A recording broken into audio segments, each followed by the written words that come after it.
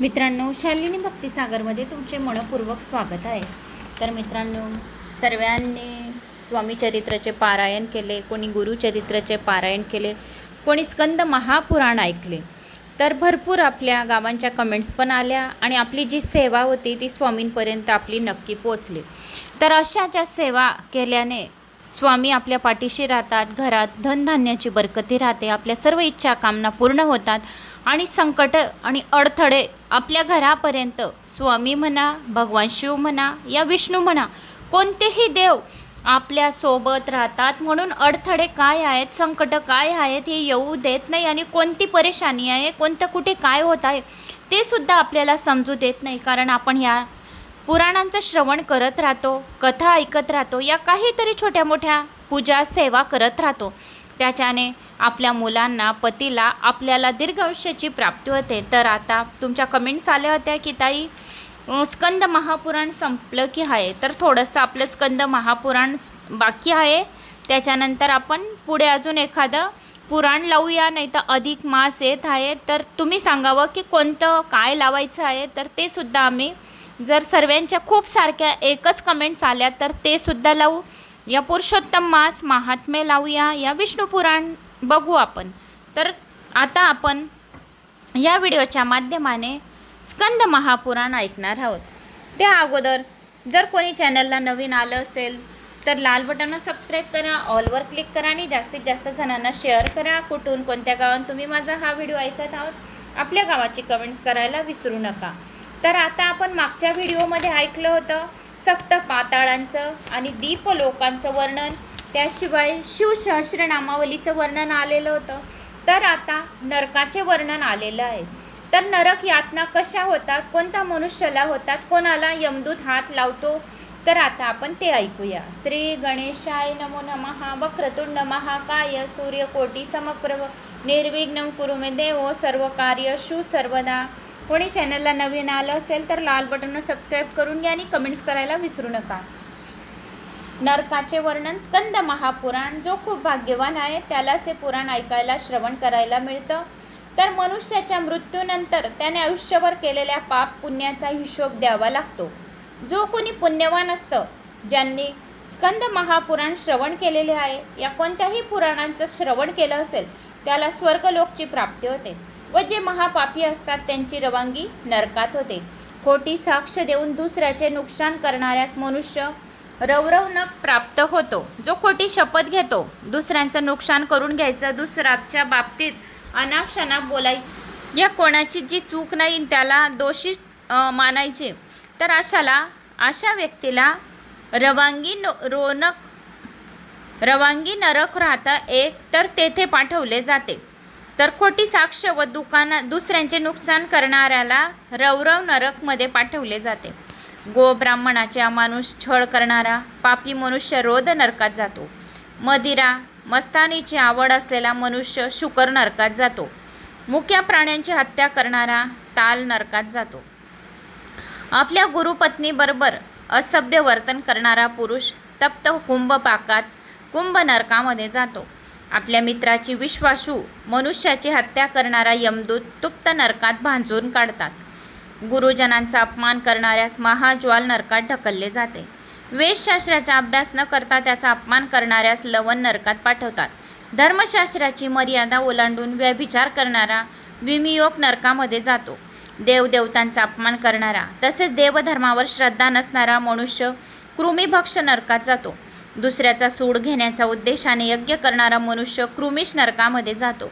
जो कोणी देवाला नैवेद्य समर्पित करत नाही आणि स्वतःच भोजन करून घेतो अदाशासारखं, आणि त्याला यमदूत लालभक्ष सडया करतात आणि त्याच्या नाकाद्वारे यवनीद्वारे त्याला घालतात आणि मग नंतर नरकात घालतात। म्हणून सर्वांनी देवाला नैवेद्य द्यावे। जर भाजी पोळी जेवण जे असतं तर त्याचे जर आठवण पडले तर काही हरकत नाही। तर दररोज सकाळी प्रत्येकाच्या घरी ताजे दूध येते, प्रत्येकाची दुधाची पिशवी येते, दही येतं। भगवंताच्या आशीर्वादाने ज्या घरामध्ये दूध दही तूप घरात सर्व काही भरलेलं राहतं, मीठ हळद तांदूळ गहू अन्नधान्य भरलेलं राहतं, त्या घरामध्ये स्वतः अन्नपूर्णा विराजमान झालेली असते। ज्या घरामध्ये दूध दररोज सकाळ संध्याकाळ येतो तेथे माता लक्ष्मी स्वतः विराजमान राहते असे स्कंद महापुराणात सांगितलं आहे. तर दूध सर्वांच्या घरी येतं.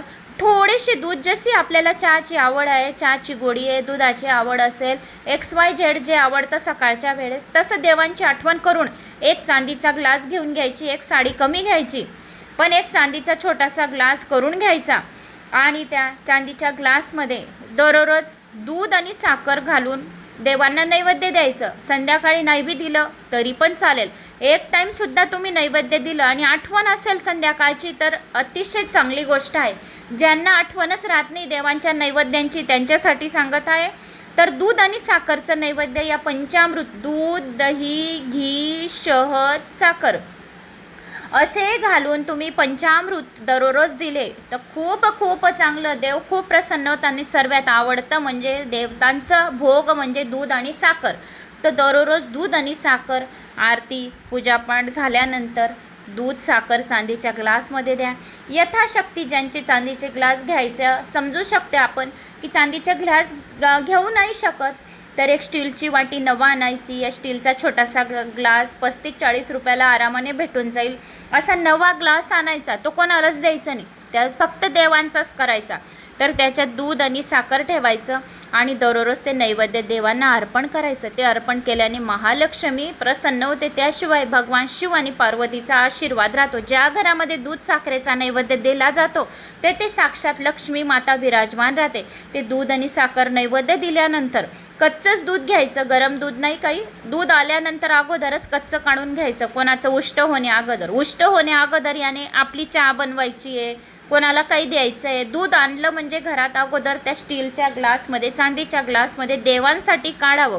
ते नैवेद्य झाल्यानंतर त्यामध्ये पोहे खायचा चमचा चांदीचा जर केला तर अतिउत्तम, नाही तर स्टीलचा नवा चमचा आणून त्याच्याने सर्वांना जेवढे मेंबर आहेत दूध आणि ते पंचामृत, दही या साधं दूध साखर हलवून सर्वांना तळ हातावर अमृत समान प्राशन करा. त्यांची बुद्धी पण चांगली होईल आणि सर्व काही घरात चांगलं होईल. घरात त्याचे घरात बरकती राहील. दूध साखरेचं नैवेद्य द्यायला सुरुवात तर करा, पण आठवण पाहिजे, हीच मोठी गोष्ट आहे. श्रद्धा आणि विश्वासाने दूध साखरेचं नैवेद्य अर्पण करा. मग अशाने ज्या घरामध्ये देवाला नैवेद्य दिले जाते त्यांना स्वर्गामध्ये जागा मिळते. आणि ज्या घरामध्ये देवांना नैवेद्य देत नाही, अधाशीपणे स्वतःच खाऊन घेतात, सर्वांना खायला देतात, त्याला यमदूत लाल भक्ष्य करून आणि लाल सळया करून त्यांच्या नाकाद्वारे, यवनीद्वारे घालून नरकामध्ये ढकलून देतात. लोकांशी जे उद्धटपणाने वागणारे मनुष्य विषासन नरकामध्ये जातात आणि भक्षण करणारा अधोमुखा नरकामध्ये जातो. एकटाच गोडधोड पदार्थांचा भोजन करणारा पुयुवह नरकात जातो. कोंबडा, मांजर, कुत्री, विविध पशु पक्षी पाळणारा सुद्धा पुहवक्ष नरकामध्ये जातो. जे कोणी स्त्री पुरुष आपल्या जीवनसाथीबरोबर एकनिष्ठ न राहता जीवन जगतात त्यांना पण नरकवास भोगावा लागतो. जो कोणी दुसऱ्यांचे घर, शेत, धन, धान्य, गवत यांना आग लावतो आणि त्यास रुधानंद नरकवास भोगावा लागतो. नक्षत्रविद्या, मलविद्या यांचा उपयोग आपल्या चरितार्थ चालवणारा मनुष्य वैतरणी नरकामध्ये जातो. जो संपत्ती यवनांनी मदमस्त होऊन दुसऱ्याचा धनाचा उपहार करतो त्यास कृष्ण नामक नरकामध्ये पडावं लागतं. आणि काहीही कारण नसताना झाडे तोडणाऱ्यास असिपत्र व नरक प्राप्त होतो. परस्त्री, परपुरुष, परअन्न या 3 गोष्टींवर प्रेम करणाऱ्या संदेश नरकात ढकलले जाते. मानवी जीवन हे क्षणभंगर आहे. या जीवनात माया, मोह इत्यादी सर्व काही आहे. त्यामुळे आपल्या जीवनाचे सार्थक करण्यासाठी, सर्व पापातून मुक्त होण्यासाठी प्रत्येकाला देवाला आपलेसे करून घेतले पाहिजे. देव जर आपला झाला की आपल्याला कोणत्याही गोष्टीची कमी होत नाही. म्हणून टाईमवर व्यवस्थित, ज्या टाईमवर नैवेद्य द्यायचे रोज तेव्हाच नैवेद्य द्यावे. जर आठवण पडली तर काही हरकत नाही, संध्याकाळी पण दूध साखरेचं नैवेद्य दिलं तरी पण चालेल. प्रदोष कालावर द्या ते तर अतिशय उत्तम. प्रदोष काल तर सर्व देवी देवतांना 33 कोटी देवी देवता प्रदोष कालावर पूजा करता. संध्यासमयी जर आपण पूजा केली, नैवेद्य दिलं तर आपले दिवसभरचे संपूर्ण पापाचे नाश झाल्याशिवाय राहत नाही. म्हणून दिवसभराचे निंदा, नासलती, चुगली, चागली काही कार्य केले असतील तर सर्व काही संध्यासमयी केलेली पूजा आपली दुप्पट फलीभूत होते आणि त्याशिवाय पापांचा नाश करणारी असते. 15 निमिष एक काष्टा म्हणून ओळखली जाते तर 30 काष्टा म्हणून एक कला ओळखली जाते. 30 कलाचा एक मुहूर्त होय, 30 मुहूर्ताचे एक दिवस होय. एक दिवसामध्ये 3 मुहूर्ताचे 5 काल होतात. हे 5 काल म्हणजे प्रांतकाल, सगवकाल, मध्याकाल, अपहरणकाल, स्वनकाल होय. 15 दिवस रात्रीचा एक पक्ष असून 2 पक्षाचा एक मास होतो. 2 सौर मासाचा एक ऋतू होऊन 3 ऋतूचे एक अयन होतात. 2 अयनाचे एक वर्ष म्हणून ओळखले जाते. अनेक पंडित लोक सौरमास, चांद्रमास, नक्षत्रमास, सावन मास असे 4 भेद सांगतात. हे 4 मास महिन्याचे भेद म्हणून ओळखले जातात. संवत्सर, परिवत्सर, इदस्वर, अन्वस्तर, युगवस्तर हे वर्षाचे 5 भेद आहेत. अशा प्रकारे ही वर्षाची गणना संख्या आहे. मनुष्याचा एक मास ही पितरांची एक दिवस रात्र असतो. मनुष्याचा एक मास म्हणजे मनुष्याचा आपला एक महिना, तर पितरांचा एक दिवस रात्र. कृष्ण पक्ष हा त्यांचा दिवस असून शुक्ल पक्ष ही रात्र आहे. मनुष्याचे एक वर्ष हे देवदेवतांचा एक दिवस गणला जातो. उत्तरायण हा त्यांचा दिवस असून दक्षिणायन ही रात्र आहे. देवदेवतांचं एक वर्ष सप्तर्षीचा एक दिवस होतो. सप्तर्षीच्या एका वर्षात ध्रुवाचा एक दिवस होतो. मानव वर्षानंतर सतयुगाची 17,28,000 वर्ष आहेत. त्रेतायुगाची 12,96,000 वर्ष आहेत. द्वापारयुगाची 8,64,000 वर्ष आहेत व कलयुगाची 4,32,000 वर्ष आहेत. ही सर्व 4 युगे मिळून देवदेवताचा एक युग होतो. अशा प्रकारे 71 युगाहून अधिक कालपर्यंत मनुचे आयुष्य मानतात. 14 मनुचा काल समाप्तीनंतर ब्रह्मदेवाचा एक दिवस पूर्ण होतो. हा दिवस 1000 चतुर्युगाचा मानला जातो. यालाच कल्प असे संबोधले जाते. हे एकूण 30 कल्प आहेत. तर 30 कल्प कोणती आहेत? भवद्भव, तपोभव्य, ऋतू, वनिह, वाराह, सवित्री, औसिक, गांधार, कुशिक, ऋषभ, खडक, गांधार्य, मध्यम, वैराज, निषाद, मेघवाहन, पंचम, चित्रक, ज्ञान, आकृती, मीन, दंश, बृहक, श्वेत, लोहित, मीन, रक्त, पीतवासा, शिव, प्रभू, सर्वरूप ही सर्व काही 30 कल्पे आहेत. हे जे नावं आहेत तर हे 30 कल्पांची नावं आहेत. तर हे ब्रह्मदेवाचा एक मास म्हणजे एक महिना होतो. अशा 12 मासांचा एक वर्ष होतो. अशा प्रकारे 100 वर्षांनी ब्रह्मदेवाच्या आयुष्याचा पूर्वार्ध होतो. अशा प्रकारे अपरार्ध हे ब्रह्मदेवाचे आयुष्यमान आहे. भोलेनाथ, श्रीहरी यांच्या आयुष्याचे वर्णन करण्यास तर शब्दच अपुरे पडतील. जो कोणी हे कल्पांचा अध्याय ऐकतो, नरकाचा अध्याय ऐकतो, त्याला यमदूत हात लावत नाही, त्याला स्वर्गलोकाची प्राप्ती होते. तर अशा प्रकारे स्कंद महापुराणात वर्णन आलेलं होतं की 30 मासाचं किती दिवस होतो. 30 कल्पांचे जे नावं आहेत ते ऐकल्याने सर्व पापांचा नाश झाल्याशिवाय राहत नाही. शतशृंग कन्याकुमारीची चरित्रकथा. देवर्षी नारद मुनी सांगू लागले, ज्याच्या नावामुळे आपल्या देशाला भारत हे नाव मिळाले त्या भरत राजा शतशृंग नामक पुत्ररत्न प्राप्त झाले. या शतशृंगास 8 पुत्र व एकुलती 1 कन्या होती. या सुकन्येचे तोंड बकरीच्या तोंडासारखे होते. याबाबतची कथा आता आहे तर मी ती तुम्हाला कथा सांगते. महान महिसागर संगमाच्या काठावर जे स्तंभतीर्थ आहे ते एकदा बकरी आली. ते कडक उन्हाळ्याचे दिवस होते. त्या बकरीचा जीव तहानेने व्याकुळ झाला होता. ती पळत पळत जलप्राशन करण्यासाठी आली. घाईगडबडीत ती एका वेलीत अटकली आणि अडकली. तिने त्या वेलीतून सुटण्याचा खूप प्रयत्न केला पण सर्व काही व्यर्थ गेले. तिचा त्या ठिकाणीच अंत झाला, प्राण गेला. काही दिवसांनी तिचे धड महिसागर संगमात पडले व तिचे मुंडके मात्र वेलीतच अटकून राहिले. त्यामुळे तिला पुढील जन्मी बकरीचे तोंड प्राप्त झाले. आपल्या अशी विचित्र कन्या प्राप्त झाल्यामुळे राजा राणी फार दुःखी झाले. निसर्ग नियमाप्रमाणे तिने तारुण्यात पदार्पण केले. तिने एक दिवस आरशात आपले मुखकमल पाहिले. तिला आपल्या पूर्वजन्माचे सर्व काही आठवले. ती महिसागर संगमाजवळ आली व आपले बकरीचे तोंड शोधून काढले त्याचे दहन केले. ते तोंड जळल्यानंतर काही क्षणातच तिला सामान्य मनुष्याप्रमाणे मुखकमल प्राप्त झाले. राजा राणीस खूप आनंद झाला. ती अतिशय लावण्यवती दिसू लागली. तिचे अनुपम सौंदर्य पाहून अनेक देवदेवतांनी, गंधर्वांनी तिच्यावर विवाहाचा प्रस्ताव मांडला पण तिने साफपणे नाकारले. तिने शंभू महादेवाची आराधना करण्यास सुरुवात केली.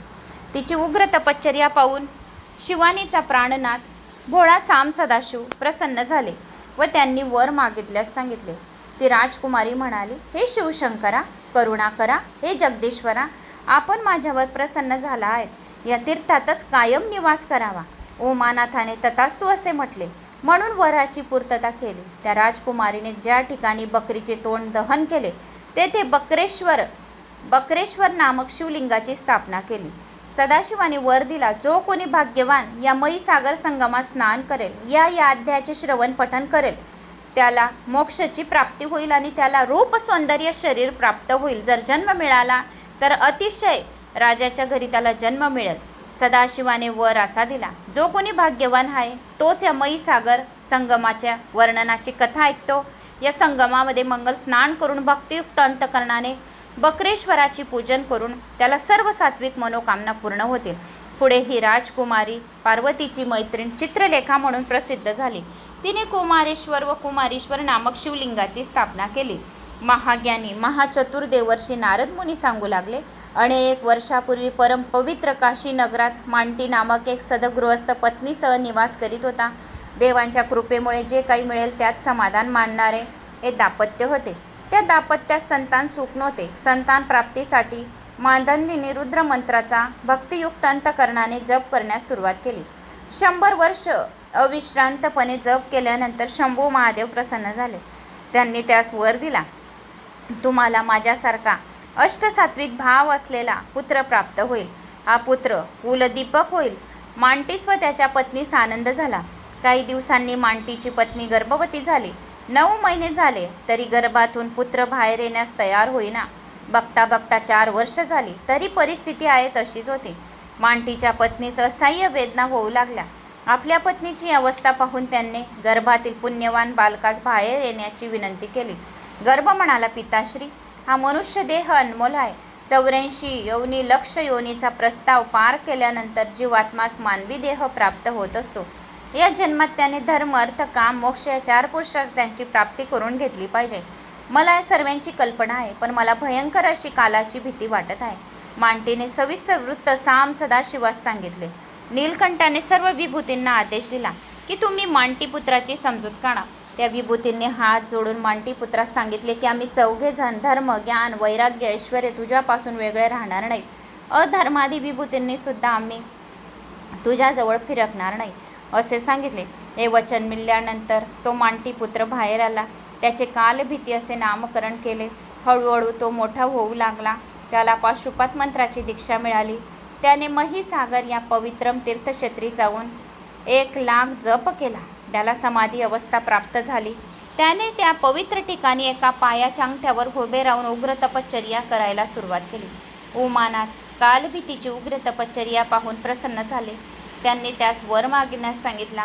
कालभीती म्हणाली, हे शंभू शिवशंकरा, आपण माझ्यावर प्रसन्न असाल तर याच ठिकाणी कायम निवास करावा. आपल्या शिवलिंगाची पूजा अक्षय व्हावी. आपण मला कालमार्गातून मुक्त केलेले आहे, त्यामुळे हे शिवलिंग महाकाल या नावाने प्रसिद्ध होईल. जो खूप भाग्यवान आहे तोच या महाकालाची कथा ऐकेल.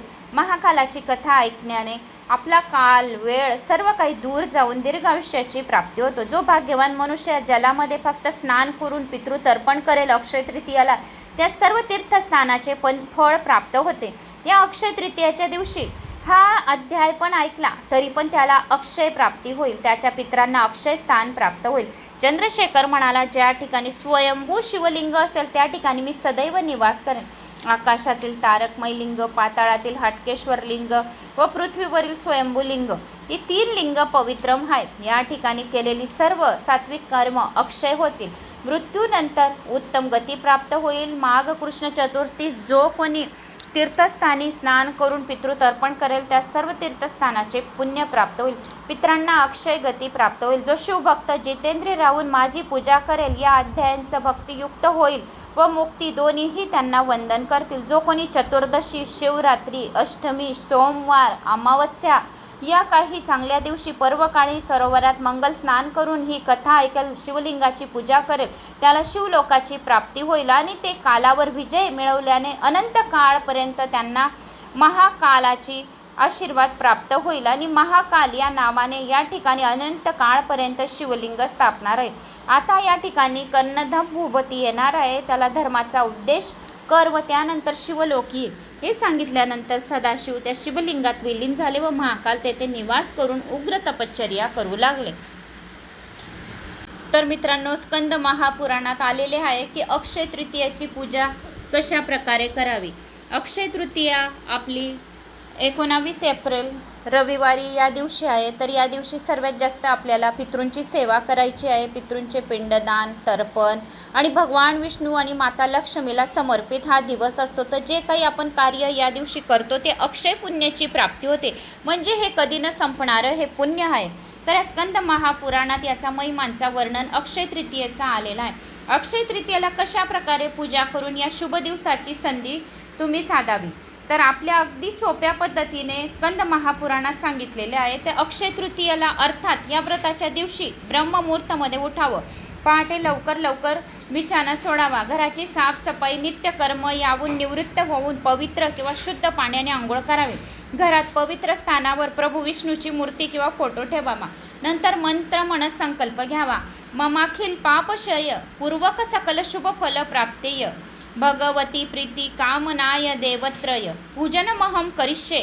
संकल्प घेऊन प्रभू विष्णूंना पंचामृताने आंघोळ घालावी. षोडोपचार विधीने प्रभू विष्णूंची पूजा करावी. प्रभू विष्णूंना सुगंधित पुष्पमाळ अर्पित करावी. नैवेद्यात जव किंवा गव्हाचा सत्तू, काकडी आणि चण्याची डाळ अर्पित करावी.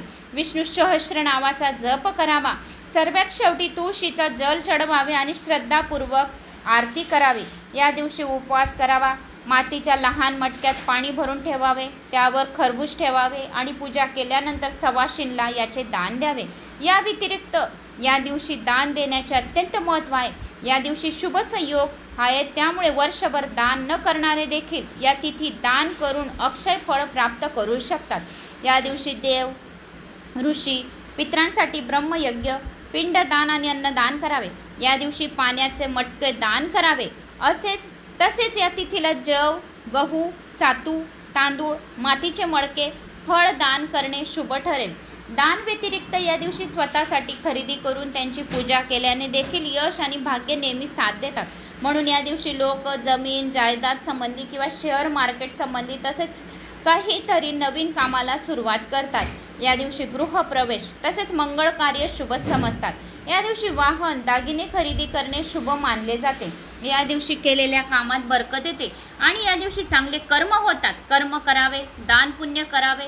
ज्या प्रकारे चांगल्या कामाचे परिणाम आपल्याला तसेच चांगले होते आणि वाईट कामाचे परिणाम वाईट मिळतात. म्हणून अक्षय तृतीयेला आपल्याला या अशा स्कंद महापुराणात आलेले होते. तर मी तुम्हाला ते सांगितले की या दिवशी आपण काय करावे, काय नाही करावे. तर या दिवशी आपण लोकांना गोड पदार्थसुद्धा आपण खाऊ घालू शकतात. उन्हाळ्यापासून बचावासाठी गरजू लोकांना छत्री, मटका, पंखा दान करावा. मंदिरात किंवा सार्वजनिक स्थळी जाऊन प्याऊ किंवा वॉटर कूलर लावण्याची व्यवस्था करावी. या दिवशी वॉटर कूलर, प्याऊ लावले तर अक्षय आपल्याला ही पुण्य मिळते. भंडारा करून गोडधोडाचे जेवण करावे, याचे अनंत पुण्य लाभते. अक्षय तृतीयाच्या दिवशी प्रभू विष्णूंची देवी लक्ष्मीसह पूजा करावी. अक्षय तृतीयेला प्रभू विष्णूंना पिवळं फूल अर्पित करावे. पिवळे वस्त्र धारण करून तुपाचे 9 दिवे लावून पूजा करावी. विष्णूंची आरती करावी. भगवान विष्णू सहस्र नावाचा पाठ आणि श्री सूक्त पाठ केल्याने जीवनात धन, यश, पद आणि प्रतिष्ठा प्राप्त होते. आजारामुळे त्रस्त असणाऱ्यांनी या दिवशी राम रक्षा स्तोत्राचा पाठ केला पाहिजे. अक्षय तृतीयेला चांदीचे शिक्के किंवा सोन्याचे दागिन्याची खरेदी केली पाहिजे. नवीन वस्त्र धारण करून मंदिरात अन्न, फळ दान करावे. रुग्णालयात गोड पदार्थ, पाणी आणि फळ वितरित दान केल्याने अनंत पुण्य फळाची प्राप्ती होते. या दिवशी आपल्या मित्रांना किंवा विद्वान लोकांना धार्मिक पुस्तक दान केल्याने देव, गुरु बृहस्पती प्रसन्न होतात. विद्यार्थ्यांनी या दिवशी कठीण परिश्रम करण्याची प्रतिज्ञा केली पाहिजे. विद्यार्थ्यांनी देवासमोर संकल्प घ्यायला हवा. कठीण परिश्रम करेन तसेच आई वडिलांची आणि गुरूंची सेवा करेल. या दिवशी मोठ्यांचा आशीर्वाद अनंत फळदायी होतो. या दिवशी कोणतेही शुभ कार्य प्रारंभ केल्यास, वाहन खरेदी केल्यास आपल्याला शुभ फळाची प्राप्ती होते. या दिवशी छत्री दान करणे नक्कीच चांगले असते. आहारात सत्तूचे सेवन करावे. या दिवशी सातू सेवनाचे अत्यंत महत्त्व आहे. मंदिरात पाण्याचे दान, पूजा थाल, घंटा इत्यादी पूजेचे सामान दान करू शकता. देवघरात पूर्ण 24 तास तुपाचा अखंड दिवा लावावा. या दिवशी रामचरित मानसमधील अरण्यकांड पाठ करावे आणि यात प्रभू राम, ऋषी, महान संतांना दर्शन देतात. याने जन्मजन्मांतरचे पुण्याची प्राप्ती होते आणि याने प्रभू श्री रामाची आपल्यावर कृपा प्राप्त होते. तर असे स्कंद महापुराणात वर्णन आले होते, तर मी ते तुम्हाला सांगितले. तर मला अशी आशा आहे की तुम्हाला माझं हे स्कंद महापुराणातील अध्याय व्हिडिओ आवडला असेल, तर आवडल्यास लाईक शेअर सबस्क्राईब नक्की करा. आणि कुठून कोणत्या गावात तुम्ही माझा हा व्हिडिओ ऐकत आहोत आपल्या गावाची कमेंट्स करायला विसरू नका. जय श्री महाकाल.